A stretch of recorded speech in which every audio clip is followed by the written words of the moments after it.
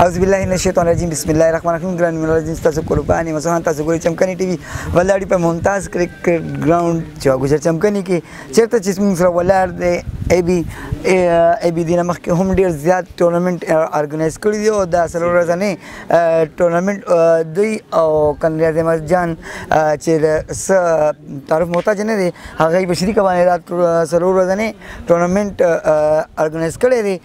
دوی سره به د دې ټورنمنت په حق باندې خبرې اترې کوو. السلام علیکم. وعلیکم السلام. څنګه دي یار؟ څنګه چلې خیر تاسو دعاګانې ډېر ډیپریشن کې او چې بس دا میچ کنه دی ته خامخا انسان دی هم پار دی غلطي ته ونشي اوس پرون موږ میچ نو هغه کې غلطي شو پاغه باندې غټ پټ کوړ فاین موږ بیرو زکه ها دا راته وي چې د ګرمۍ کې څلور ورځې ټورنمنت انعقاد کول ستاسو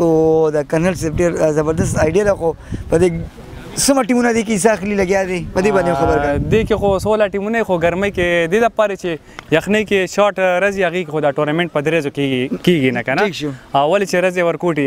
او دا خو موږ د 2 بجې 2 نه بعد نو هغه کې بیا موږ ته اسانه چې نور پروزي کنه نو بیا پکې میچونه کېږي نو ځکه 16 ټیمونه دا پکې ارینج کېږي په درېزو کې ای بي دا ته وایا چې دا تاسو سولو ټیمونه دي د کم علاقې ټیمونه تاسو سره د کې پورا کې پی کې نه پېښور نه ټول دي او چې څوک آل پاکستان اوپن دي آل پاکستان اوپن دی د ټیم کې د کم ټیمونه تاسو سره دا اوس موږ سره سپر سٹار کاونډاو دی او دا بل دغه د اورمړ دي اوپن پلیئرز دي پکې او دینه بعد دغه د موږ سره د کریسچن کمیونټي دغه خپل ټیم دی پکې ډیفرنٹ ټیمز او پېښور هر طرف نه را خوشي دي اوپن ټورنمنت ته اتوار پر پورا پاکستان پکې پلیئرز راتلی شي او چې کم پلیئرز راتلی اوپن دی الاؤډ دی موږ سی پی ایل نه دی چې په صرف سوکنو پکې دا پورا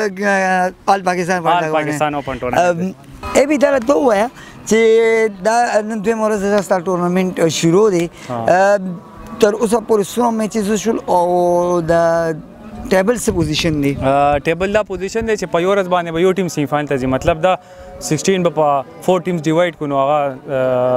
4 ټیمونه نه به یو راوځي کنه سیمی فائنل ته پر ډے به یو ټیم راوځي نو موږ پرون میچ بس د ای پی ټیم هغه کوارټر فائنل بیلو موږ بار شو سره سٹار جګړه چې اوپن پلیئرز پکې هغه پکې سیمی فائنل ته وتل موږ پرون بار شو او فائنل لپاره د تور پر فائنل دی سبب لغالي کلیوالو ته مینوالو ته او